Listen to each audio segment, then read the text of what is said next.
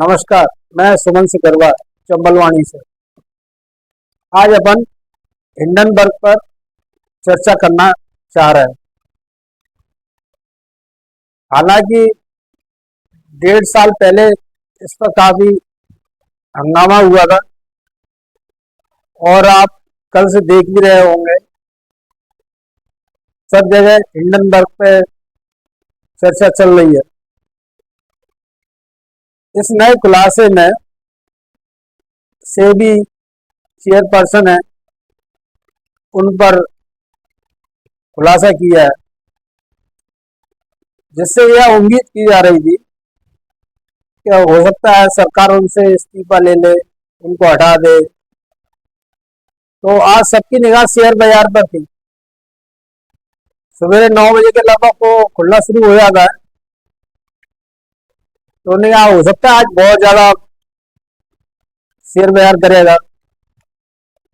हालांकि इस तरीके की आशंका कल राहुल गांधी ने एक वीडियो जारी करके बताई थी। तो आज उल्टा हुआ, शेयर बाजार हल्का सा गिरा था शुरू में ही, और फिर उसके बाद वो ऊपर ही बढ़ता गया। हालांकि ये डेली प्रक्रिया में शेयर बाजार में थोड़ा ये हल्का वेरिएशन आता रहता है, उतार चढ़ाव का। कुल मिला के ये कह सकते हैं कि शेयर बाजार में आज कोई बड़ी भारी हलचल नहीं दिखी, जबकि आज शेयर बाजार पर दुनिया भर की निगाह थी। कुछ बातें ऐसी भी सामने आई, परसों के दिन की बात बता रहे थे कोई, तो उसको मेरा यहाँ पर बोलना उचित नहीं है, लेकिन आप संकेत समझ लें कुछ ना कुछ ऐसा शनिवार के दिन कुछ क्रिया होने जा रही थी, तो वो हुई नहीं। ये जो XYZ समझ लो अपन कुछ भी, कोई अपने को जो वस्तु स्थिति है उसको अपन बताना चाह रहे हैं। तो हालांकि सेबी अध्यक्ष उन्होंने तत्काल आरोपों का खंडन कर दिया, और ये सारा मामला गौतम अडानी पर लगे थे। उनका अडानी जो ग्रुप है हिंडनबर्ग ने उसी पे खुलासा किया था, तो उन्होंने भी अपने आरोपों का खंडन कर दिया। और अडानी ग्रुप ने आगे जाकर यहाँ तक कह दिया कि इन आरोपों को सुप्रीम कोर्ट खारिज कर चुका है। तो यही से मामला पूरा घूमता है। हालांकि मैं समझता हूं कि अडानी ग्रुप को सुप्रीम कोर्ट के हवाले से बचना चाहिए था,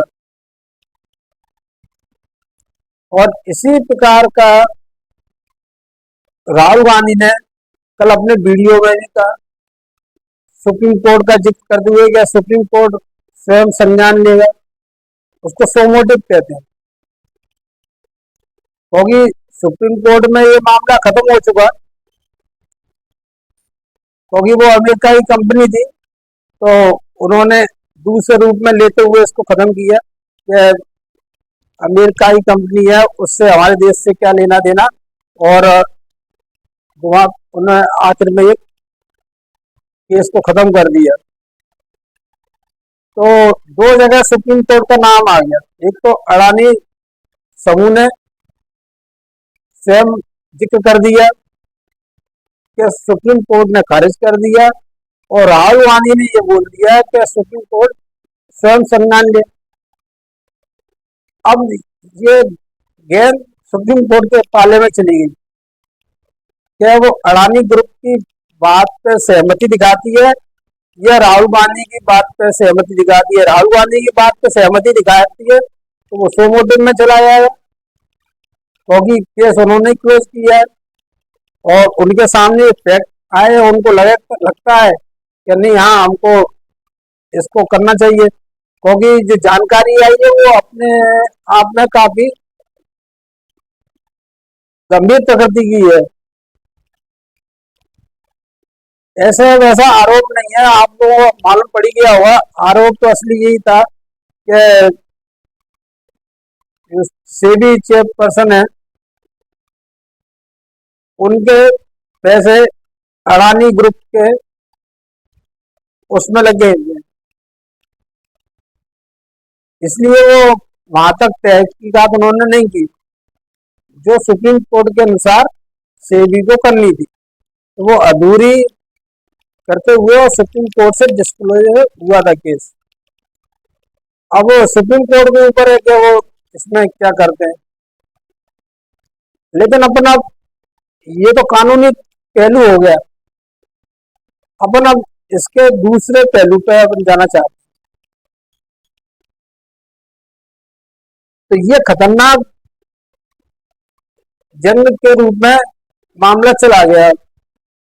हालांकि लोकसभा चुनाव थे तो उसमें ये मुद्दा उठा था, लेकिन उतना प्रमुखता से ये मुद्दा नहीं उठ पाया था। तो राजनीतिक दलों को, व्यवसायिक दलों को ज्यादा नहीं होता, वो व्यवसायियों को छोड़ दिया जाता है, व्यापारियों को। तो अब चूंकि लोकसभा चुनाव हुआ है, अब ये 5 साल तो मुद्दा बनाना है, तो जो मुद्दा अपने हिसाब से लेके चलेगा उसकी ये जीत हार जीत में तब्दील होती जाएगी। राहुल गांधी और विपक्ष, अब इन पर एक कड़ी चुनौती आ गई है कि अब इस खुले मैदान में उनको ये जंग को लेके जाना है, और सरकार ने ठान लिया है कि हम जरा सा भी तुम जंग उछालोगे हम वहीं के भी दबा देंगे। तो आज वही हुआ।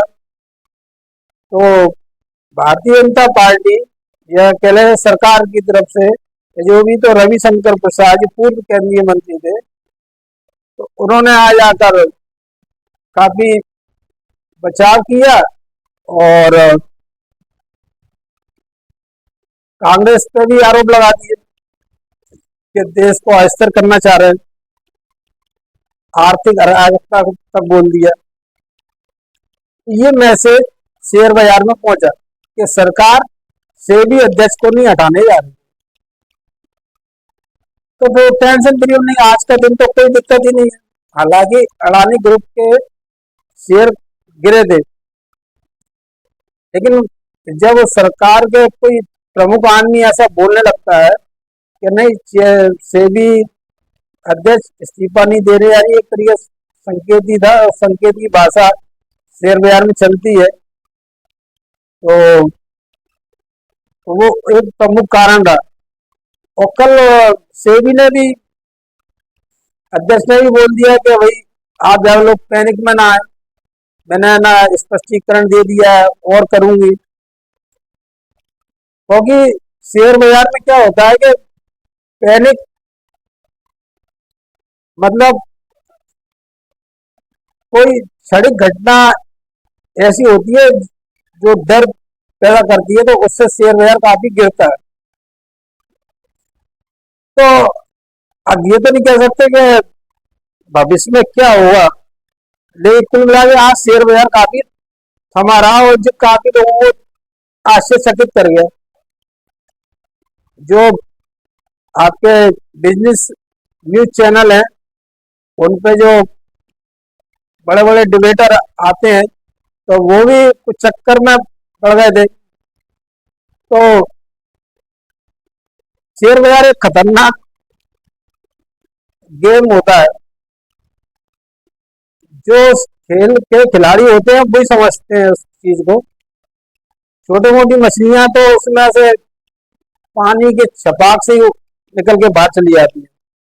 तो अब शेयर बाजार में तो कुछ ऐसा बचा नहीं है कि जो कोई ना बड़ा उलट फेर कर सके, क्योंकि 10 साल से बीजेपी की सरकार है और अब फिर से कंटिन्यूस में आ रही है। तो जो लॉबी होती है शेयर बाजार में, दो चीजें होती है, एक सेंसेक्स होता है, एक निफ्टी होती है। अब कमाल की बात देखिए आप, ये निफ्टी होती है, निफ्टी में वो बड़ी बड़ी कंपनियां आती हैं, उसमें से कुछ कंपनी इन्फोसिस जैसे है, तो वो इसे जांच के दायरे में आई। तो जो शेयर बाजार एक समय काफी गिरावट इस हिंडनबर्ग की रिपोर्ट से आ रहा था, तो उस टाइम पे जो आया कि इन्फोसिस की जो जांच कमेटी बैठी है, 7-8 लोगों का जो भी मेंबर थे, उन्होंने क्लीन चिट दे दी। एक ऐसी उड़ती खबर आई और वहीं से शेयर बाजार पूरे टर्निंग ले गया, डाउन उसमें जा रहा था। आज तो उससे काफी मतलब काफी ऊंचाई पे चला गया वो शेयर बाजार। शायद वो 1700 18,000 ऐसा था वो। तो कोरोना के बाद का जो डाउनफॉल था, और उस खबर से पूरा ले गया, इन्फोसिस के भी दाम बढ़े और भी जो कंपनियां उनके थे, तो सब फिर निफ्टी में मतलब ग्रुप लीडर होते हैं सारे।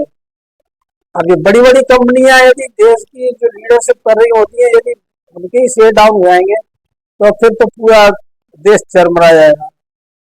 तो इस जब निफ्टी नहीं जाएगा तो सेंसेक्स नहीं जाएगा। तो इसलिए वो कई घटना बीच में भी ऐसी होती रही कि शेयर बाजार में लोग देख रहे थे कि मार्केट गिरना चाहिए, तो वो मार्केट गिरता जरूर था, लेकिन वो तुरंत जंप मार्केट आगे बढ़ जाता था। उसी का परिणाम है कि आज काफी ऊंचाई पर वो शेयर बाजार पहुंचा हुआ है। इसका सेंसेक्स और निफ्टी मतलब 24,400 निफ्टी चल रहा है।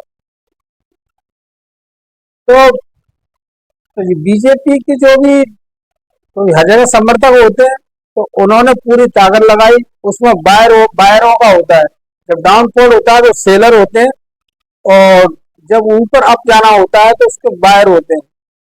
तो आज वही हुआ कि शुरुआत में जो छोटे मोटे होते हैं तो उन्होंने बेचना शुरू किया हुआ, और थोड़ा सा उनको लगा कि हाँ वास्तव में आज जा सकता है मार्केट, तो मेरे यहाँ से आधे परसेंट या कुछ ऐसा, 1% तो नहीं आ पाया, लेकिन रहा ऐसा आधा परसेंट के लगभग गिरावट है। तो वहीं से वो टर्निंग लेते हुए फिर ऊपर जाता रहा। हालांकि जब बड़ा मूवमेंट नहीं था, लेकिन फिर भी काफी अच्छा था। उसको ये कह सकते हैं कि बीजेपी की लॉबी ने आज मार्केट को थामा, और आज महंगाई के भी आंकड़े अच्छे आ रहे हैं, तो अब शेयर बाजार कल फिर ऊपर जाएगा। तो हालांकि शेयर बाजार में काफी उल्टा सीधा होता रहता है, कब गिरना होता है कब चढ़ना होता है, वो वहां के खिलाड़ी करते हैं वो गेम। उसको ना तो पॉलिटिशियन मतलब नेता लोग समझ सकते हैं, ना आम लोग समझ सकते हैं। वो गेम ही मतलब किसके पैसे बनाने किसके खत्म करने हैं, वो शेयर बाजार अलग ही है। अपन सोचते हैं जो बिजनेस है वो बिजनेस नहीं है। तो अब ऐसे अब हिंडनबर्ग से क्या हो गया कि सारा फोकस अब शेयर बाजार पे आ गया। तो अब ये अपन कह सकते हैं कि शेयर बाजार को लेकर कांग्रेस और बीजेपी में भीषण जंग अब शुरुआत हो गई है। तो मेरे को लगता है ये 5 साल नहीं चलेगा, यदि ये सरकार यथावत रहती है, तो इसी मुद्दे को सबसे बड़ा भीषण जंग चलेगी अब। और इसमें अब क्या होगा कि ये शेयर बाजार के जो भी पार्टिसिपेटर है, वो बिल्कुल एक दो ध्रुव में बटने लगेगी अब धीरे धीरे। क्योंकि जिसको आरोप सही लगते होंगे तो वो अपने तरफ से मोर्चाबंदी करेंगे, और जो सरकार के पक्ष में होंगे तो वो अलग तरीके से फील्डिंग करेंगे। तो जो अभी तक राजनीति में शेयर बाजार सिर्फ खबरों से चलता था, लेकिन अब क्या हो गया, अब शेयर बाजार में अब राजनीति कूद गई है, और इस शेयर बाजार में ही राजनीति को अपना निर्णय सुनाना पड़ेगा कि वो आखिर किसको पसंद करते हैं। हालांकि आज थम गया तो इससे कुछ समझ में नहीं आता, लेकिन भविष्य में क्या होगा वो भविष्य बताएगा। लेकिन कुल मिलाकर ये हो गया है कि जो आंदोलन की धाराएं होती थी, तो उससे जो अलग हटके रूप का हो गई है। अब राहुल गांधी को ये तो कहा जाने लगा है कि वो आर्थिक रूप से कुछ मुद्दे उठाने लगे हैं, जो उनके इंडिया गठबंधन है विपक्षी दलों का, तो वो भी इस बात को मानते हैं कि हाँ, कि राहुल गांधी कुछ आर्थिक पहलुओं मुद्दों को उठा रहे हैं वो इस तरीके से। तो हालांकि उसमें भी शरद पवार वगैरह उनके साथ सहमत नहीं थे, थोड़ा थोड़ा पीछे हो जाते थे, लेकिन कुल मिलाकर एक, अब जो भी जैसा भी होगा उनको उनके साथ में हाँ में हाँ, ये थोड़ा सा कंधे से कंधा मिलाने का काम चलेगा। अब बीजेपी के साथ, बीजेपी तो ऑलरेडी फ्रंट पे है, क्योंकि ये सब कहते हैं कि मोदी जी और अडानी जी भाई भाई, इस तरीके से कहा जाता है। तो मतलब पूरी बीजेपी ने भी आत्मसात कर लिया कि अडानी हमारे पार्टी के ही हैं, और पार्टी से बढ़कर वो ये कहते हैं कि अडानी पे हमला तो देश पर हमला। तो अब इस बीजेपी इसी थीम को आगे लेके चल रही है कि अडानी पे यदि कुछ बोला है तो ये विदेशी शक्तियों का हाथ है, और वो अमेरिका वगैरह डैमेज कर रही है। और हालांकि अभी बांग्लादेश में जिस तरीके से घटनाक्रम हुआ, उसमें भी अमेरिका का नाम चला जा रहा है कि उन्होंने ही कुछ ऐसा किया, चीन ने किया। तो इस तरीके से बांग्लादेश में तख्ता पलट हो गया। तो कुछ विदेशों का इंटरेस्ट तो होता है, करते हैं, लेकिन अपने ऊपर भी है कि अपन उसको मॉनिटरिंग में कितना लेके जा रहे हैं। अब कई कांड हो चुके शेयर बाजार में भी, हर्षद मेहता का भी हो चुका काफी। अब कुल मिलाकर अब इनको शेयर बाजार की छटनी करने का समय तो दिख रहा है, क्योंकि काफी समय से शेयर बाजार में कुछ मुद्दे उठ रहे हैं। अब चाहे वो धीरे धीरे अंदर अंदर की प्रक्रिया चल रही हो, नहीं दिख रहा हो, क्योंकि शेयर बाजार में भी काफी लोगों का जुड़ाव है, और वो देश से यदि वो हतोत्साहित हो गए या काफी उनका नुकसान हो गया तो काफी वो सरकार के लिए मतलब नुकसान देख रहेगा। तो सरकार खुद चाहेगी कि हम इसके ना धीरे धीरे सही इसकी छटाई करना शुरू करें, क्योंकि अब तो उनको ना कोई ज्यादा टेंशन नहीं है सरकार का फिलहाल। हाँ, यदि आपके उनके सहयोगी दल बिहार के नीतीश कुमार और आंध्र प्रदेश के चंद्रबाबू नायडू ये कुछ झटका दें तो बात अलग है, नहीं तब तक तो सरकार यथावत रहनी है। वो सरकार चाहेगी कि हम इनके रहते हुए कुछ नियमों में या कुछ जो गड़बड़ियां हो गई उनको धीरे धीरे अंदरी तौर पे सुधार कर लें, तो जिससे जनमानस में उनकी छवि बन जाए। अभी आने वाला समय बताएगा कि इस चीज को कितना ले आते हैं। और यहाँ तक बीजेपी ने भी कह दिया कि, और उनके राम जेठमलानी के लड़के महेश जेठमलानी वो वकील हैं, तो उन्होंने भी कह दिया कि हिंडनबर्ग का बम तो खुद से निकला। तो अब सब लोग अपना अपना आकलन करेंगे ही करेंगे, क्योंकि हर किसी को तीर छोड़ना है तो अपने अपने करेंगे। लेकिन कुल मिलाकर अब ये गेम अडानी समूह ने सुप्रीम कोर्ट का नाम लेकर उन्हीं के ऊपर डाल दी है, और वहीं राहुल गांधी ने अपने सो मोटिव की बात कहकर उनके भी पाले में डाल दी है। अब सरकार जो भी करे और दूसरा सुप्रीम कोर्ट क्या करता है ये मालूम पड़ जाएगा। और आने वाले भविष्य में यदि कोई सड़क पर आंदोलन होता है इस पर, क्योंकि अभी बीच में ना जब सरकार गिरी थी तो सरकार जब परिणाम आए थे 4 जून को, तो वो भी एक मुद्दा बना था कि उस दिन शेयर बाजार को काफी बढ़ना था, लेकिन काफी डाउन हो गए, क्योंकि वो आपका एग्जिट पोलों ने काफी मजबूती की सरकार बताई थी। और जब ओपिनियन पोल में और जब आपका परिणाम आया तो उसके अनुसार वो बिक्री रहा है, तो शेयर बाजार काफी गिरा, तो उसको मुद्दा बनाया, तो उसको लेके बॉम्बे स्टॉक एक्सचेंज में काफी प्रदर्शन हुए थे। और अभी भी कई बार बीच बीच में होते रहे हैं वहां पर। तो कुल मिलाकर यह है कि अब ये आंदोलन का रूप भी एक लेता जा रहा है कि अब बीजेपी तो पूरा प्रयास करेगी उसको डैमेज कंट्रोल करने के लिए। अब कांग्रेस के जो भी विपक्षी दल हैं इसको सड़क का आंदोलन कितना बना पाते हैं और बीजेपी इस सड़क के आंदोलन को कितना डैमेज कर पाती है। तो दो हिंडनबर्ग या अडानी ग्रुप का और ये सेबी वाला मामला ये अपने आप में दिखाएगा दो पहलुओं पे कि एक तो सुप्रीम कोर्ट क्या रुख करता है तो उससे न्यायिक पहलू दिखेगा क्योंकि सारा निर्णय तो न्याय प्रक्रिया के तहत ही होना है कि वो आगे बढ़ता है कि नहीं बढ़ता। और दूसरा जनमानस इस मुद्दे पर अपनी क्या राय देता है कि वो इस सड़क के आंदोलन में आता है और या फिर बीजेपी की बात से सहमति दिखाते इस आंदोलन को वही डैमेज करता है। अब सबसे मैं आज्ञा चाहता हूं। नमस्कार, जय हिंद, जय भारत।